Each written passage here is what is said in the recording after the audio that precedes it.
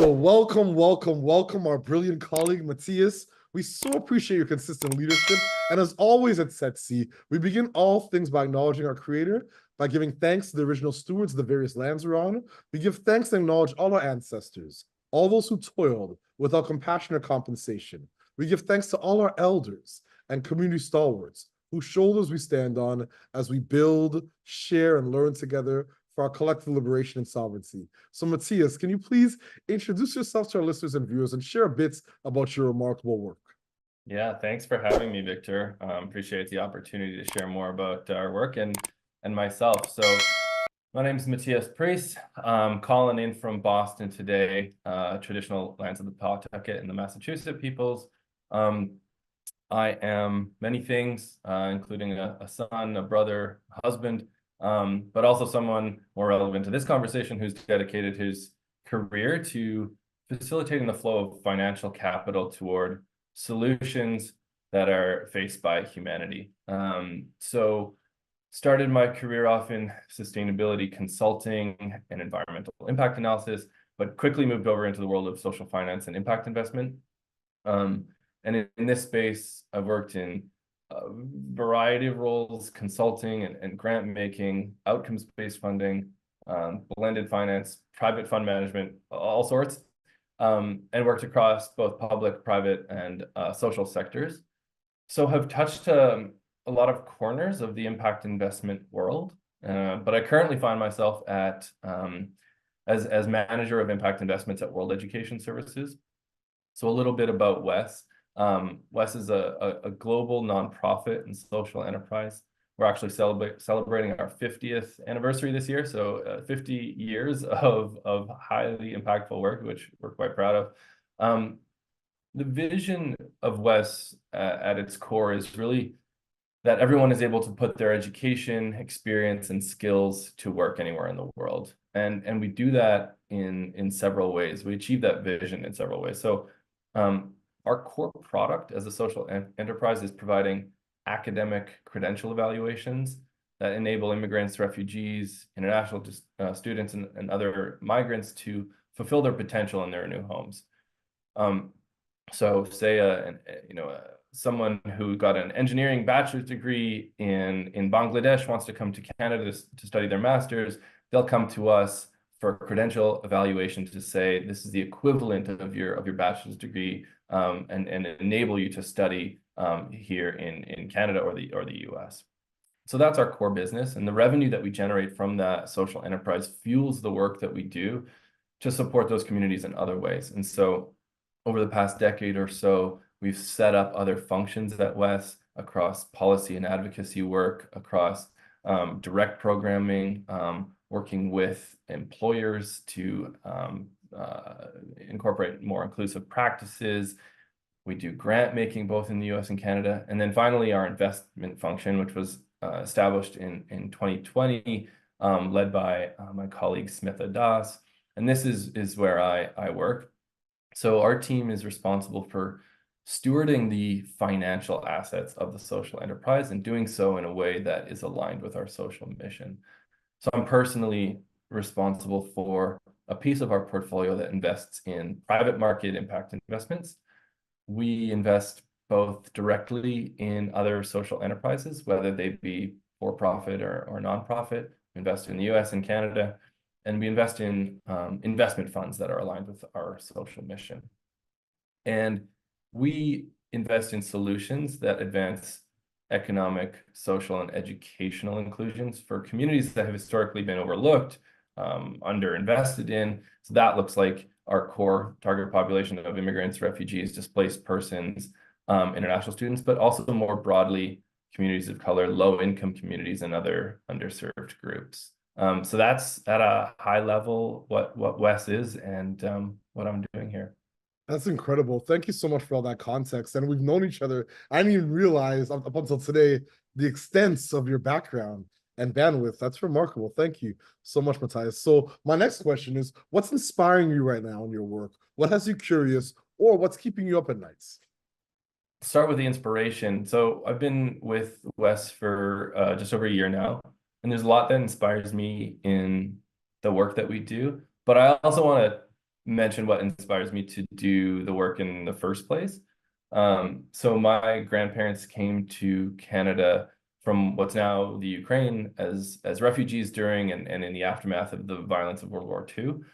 And they were able to come to Canada and establish a new life for themselves and be welcomed by their community. And I've been immensely privileged as a result of their efforts, and I'm incredibly proud of their ability to overcome the many challenges that migrants face in their situation. And so their story is very much a part of mine, and is one of the reasons why I'm so inspired to work at West, because we're continuing to give folks like my grandparents the opportunity to fulfill their potential in their new home. So that's like what's inspiring about the work, or what brought me to the work.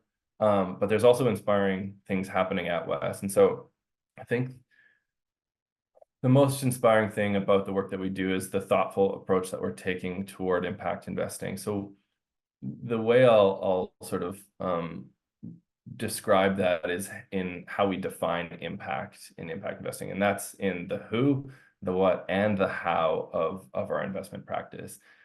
So I think most often impact investors will think about their impact in as the what. All right, we're a fintech investor, or we're an investor that invests in affordable housing. That's the what, that's the impact. Great. There's nothing wrong with that. But we try to expand that boundary a little bit to think about the who, the what, and the how. So in terms of the who, what does that mean for us? That means that we're intentionally looking to support proximate leaders. That means leaders who are closest to the issues that they're trying to solve in the world. That means backing leaders with lived, learned, labored experiences. And in doing so, we hope to also just be making common sense investment decisions. Unfortunately, due to many reasons, that hasn't been the sort of common sense decision to make of late, but that's what we're trying to do. And so we're trying to facilitate the flow of capital into the hands of those who have historically not had access to it due to all sorts of systemic barriers that you know all about and are researching actively. So that looks like investing in first-time venture founders, emerging and first-time fund managers, and trying to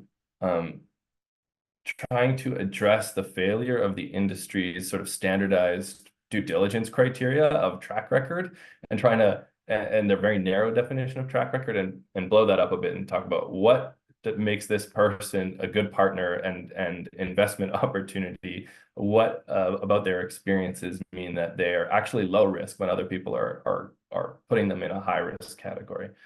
So in facilitating the flow of capital to these groups, we're also hoping to facilitate the flow of power. And we think, and power is one of our sort of key investment themes. So that brings me to sort of the what. What are the solutions that we're investing in? We're investing across 4 themes: opportunity, wealth, power, and justice. So in our opportunity theme, we're investing in solutions that facilitate access to and mobility within systems. So these include things like educational systems, professional systems, financial systems. So in common impact investment language, that means we're investing in ed tech, workforce development, financial inclusion, things like that. In our wealth theme, we're investing in solutions that provide opportunities to build wealth for those who have historically been excluded from those opportunities and not been afforded those opportunities. So that looks like giving people the chance to own their own home, own their own business, and also co-own assets alongside their communities.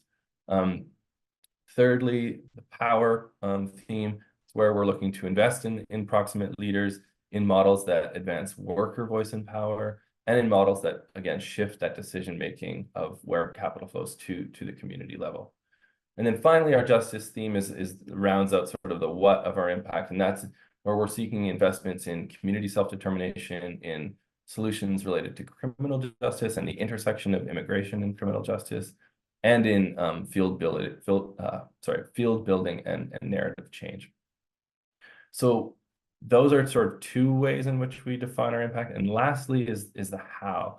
And as I said, I think this is an area that's far too often overlooked. So I don't think Wes is necessarily doing anything revolutionary here, but I think we're starting to think thoughtfully about the investment process and the relationships within the investment process. and try to approach them a little bit differently, such that we can share power more equitably in the sector. And so we describe our approach to investing as trust-based investing. And I think trust has always been inherent in an investment relationship. Lawyers can try to contract the trust piece out of it, but there's always going to be trust. And so it's not novel to have trust be an element of the relationship, but I think it's novel to put it at the forefront and to name it as critical in the investment process. And so what do we mean when we say we take a trust-based investing approach? It means that we start with the relationship. It means that our relationships with our partners are based on respect and accountability and mutual learning and transparency. And it means often just putting the relationship in front of the transaction. It also means doing our homework when we're doing diligence on potential investment opportunities. It means sharing diligence with other funders and gathering information from other funders before we ask long diligence questionnaires and whatnot, particularly when we're talking about people that are raising their first funds or their first capital, right? There's already so many hurdles and so much burden on them. So how can we take some of that burden off of our prospective investee partners? It also means being really flexible in our approach. So we're in a privileged position as an asset owner and managing our own assets, where we can invest across a lot of different structures. We're not beholden to a certain structure because of commitments we've made to our limited partners, fund managers and founders where they are, and provide the right size and the right type of capital at the right time. It also means redefining risk, which I kind of alluded to. And it also means demonstrating participatory investment models. So we've been partnering with other folks and seeding different models that seed power to those who are closest to the issue. So partnering with Village Capital for a participatory investing accelerator program, and funding Action Lab on participatory investing that brought together 8 different funders in the space to move the field forward on this work. So trying to do some field building as well. And finally, and then I'll stop talking, but it's supporting partners beyond the check. So, it's not just about writing the check and walking away. It's how do we leverage all the great minds at West, whether it be our communications team, our philanthropic team. How can we leverage West, but also leverage our network to support our partners and just act as, strategic sounding boards to our partners. So it's a long-winded way of saying it's all those practices. It's those differences in how we approach the impact and impact investing that inspires me with our work.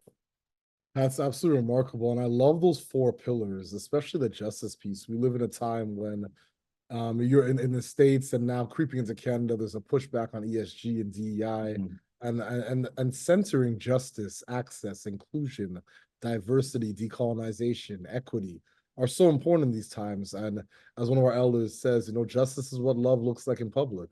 So I really appreciate that justice piece, and especially the trust piece. Like the fact that the trust isn't this novel virtue signaling thing, like providing trust and grace towards the folks that you're investing in and knowing they're doing the work, I think is remarkable. And yeah, just really powerful. So once again, I appreciate all that context, transparency, candor, and leadership. I really appreciate you. So my next question, what challenges and barriers do you face in your work, and how are you and your team working to overcome some of these challenges and barriers?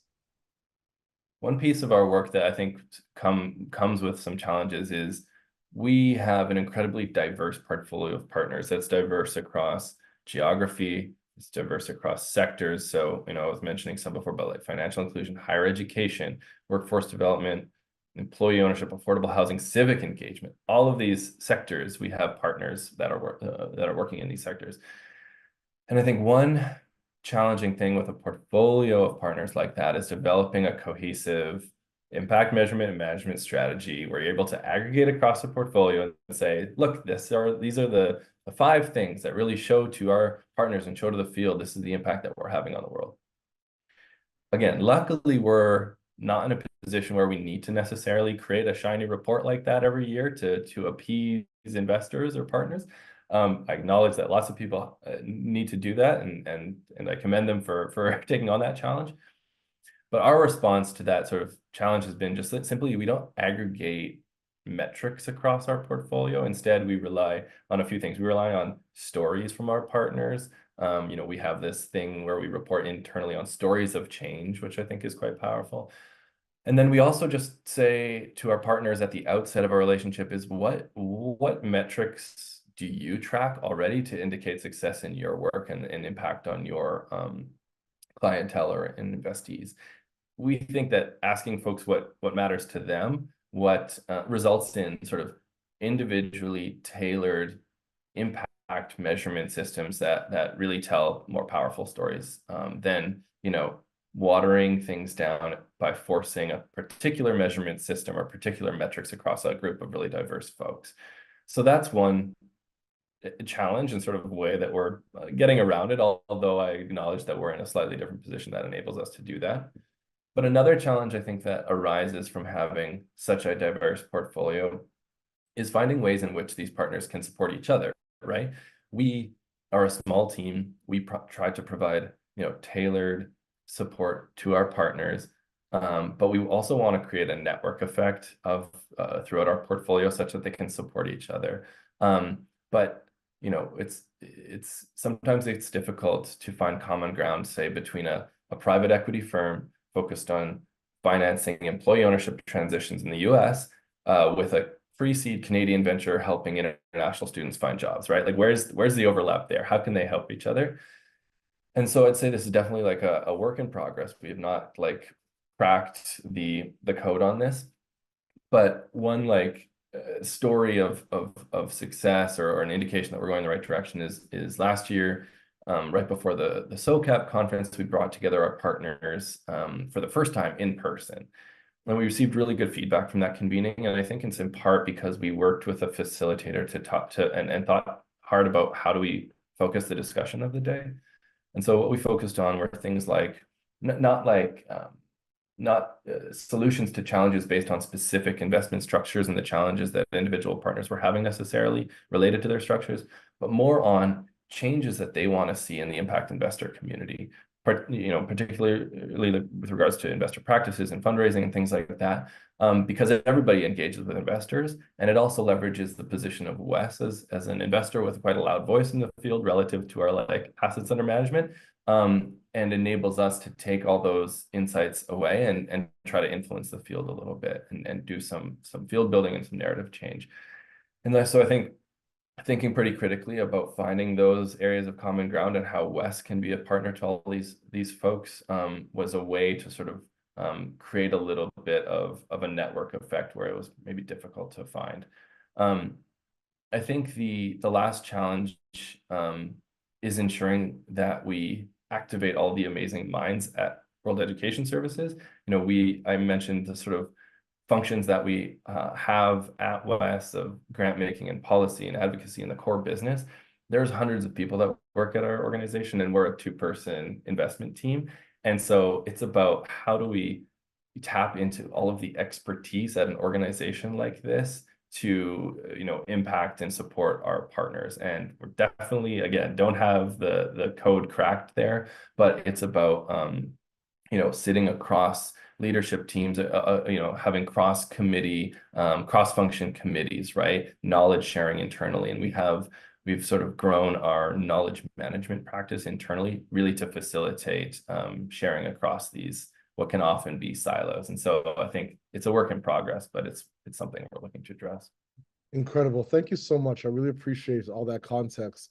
So it's a perfect segue to my next question. How do you feel about the future of impact investing in Canada or even globally? Are you optimistic? Are you pessimistic? Are you hopeful? How are you feeling? I think there's a lot of ways in which one can be pessimistic. I have the pleasure of having sort of optimism DNA built into me, which is great. I think there was a lot of negative chatter in the market last year about backlash to ESG and politicized backlash to ESG investing, legal fights on the racial equity investment lens front. I think all of that we can look at and say those are challenges, those make us pessimistic for the future.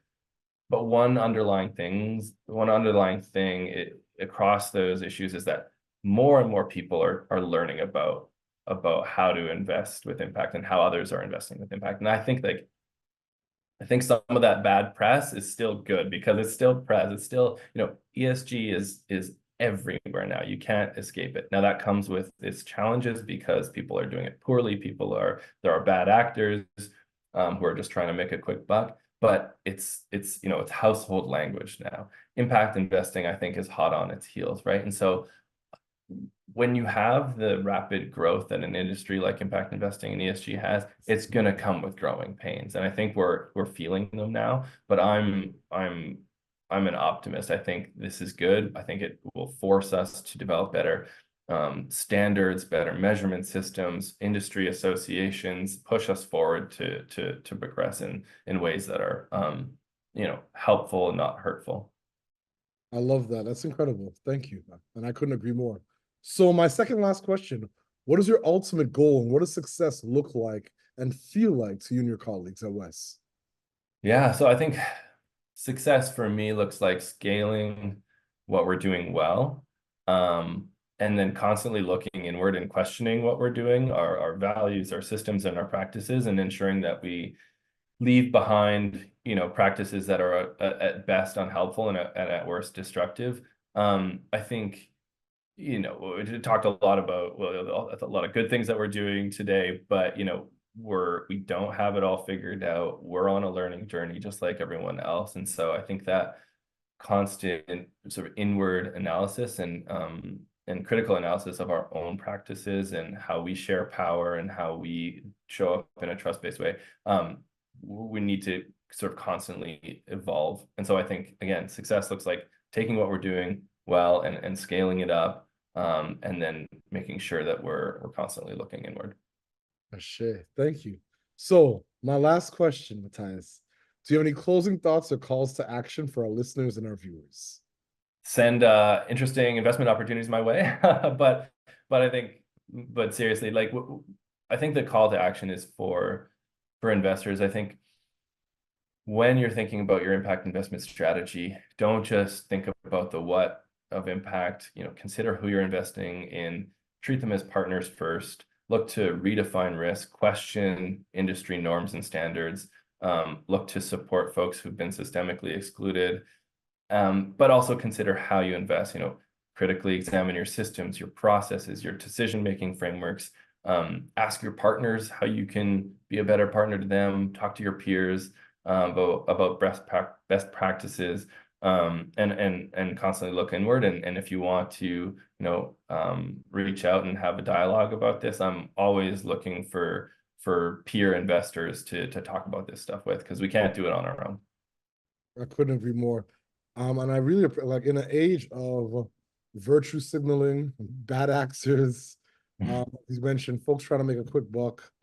I really appreciate your consistent solidarity, your tenacity, and your visionary leadership. You consistently show up, and we just appreciate everything that you do for so many, Matthias, and your colleagues at WES. We really appreciate you. And as always at SETC, we close the way we began this conversation by giving thanks and acknowledging our creator, by giving thanks and acknowledging the original stewards of the various lands we're on. We acknowledge all our ancestors, all those who toiled without compassion or compensation. We acknowledge all our elders and community stalwarts whose shoulders we stand on as we build, share, and learn together for our collective liberation and sovereignty. Thank you so much, Matthias, for all that you do for so many. Thank you, Victor. I appreciate you.